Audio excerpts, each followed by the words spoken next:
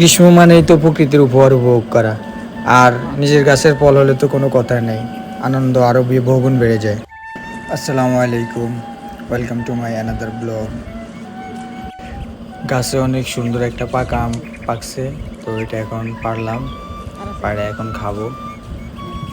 একদম দেখেন গাছ পাকা টসটসা আম, মধু মধু, দেখেই বোঝা যাচ্ছে অনেক মিষ্টি হবে। ভিডিওটা দেখবেন, ভালো লাগবে আশা করি। কাজ করতে করতে শরীর ক্লান্ত হয়ে গেছে। এখন এই যে গাছ থেকে পাকা আম পারলাম। রোদের এই যে ত্বক নষ্ট হয়ে গেছে, এখন আম খাইলে ভিটামিন সি হবে, ত্বকের উজ্জ্বলতা বাড়বে। এই জন্য এখন আম খাইতেছি, আপনাদের সাথে একটু শেয়ার করতেছি। দেখেন গাছের পাকা আম একদম টসটসে লাল, একটু মনে হচ্ছে একদম মধু। আর ভিডিও করে দিতেছে আমার আম্মা, ভিডিও করে দিচ্ছি। আম্মা যদি মনে কষ্ট ভিডিও করে দিচ্ছি। দারুণ আমার কাছে নিয়ে আম্মা আমি চামড়া উঠে না।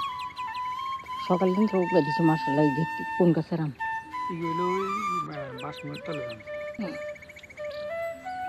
আর এই আমটা আগে আমরা আমরা ওই যে ছোটবেলায় দুধ দিয়ে খাইতাম না আমরা, কি ভালো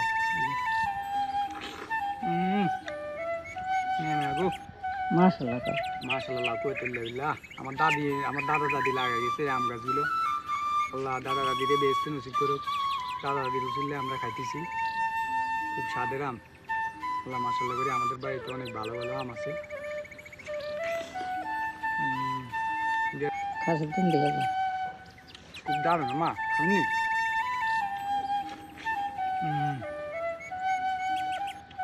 আসলে এসব আম একদম পিওর। বাজারে আমের মধ্যে তো ওরা কত কিছু করে, তো কেমিক্যাল মিশায়, তারপরে পাকার জন্য কত কিছু করে। এগুলো একদম গাছ থেকে পাকা, মাত্র গাছ থেকে পারলাম, একদম পিওর আম। আলহামদুলিল্লাহ মোটামুটি ভালোই আম ধরছে আমাদের বাড়ি, তবে আগের থেকে কম আর কি, আগে আরো বেশি ধরতো।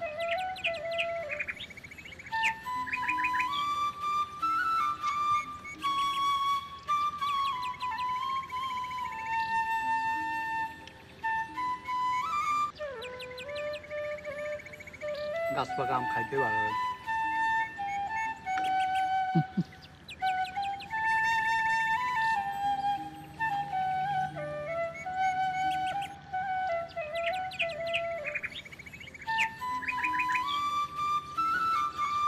ভিটামিন যেগুলো গেছে পূর্ণ হয়ে গেছে, একটু সুস্থ নাই মা, একদম পুরা।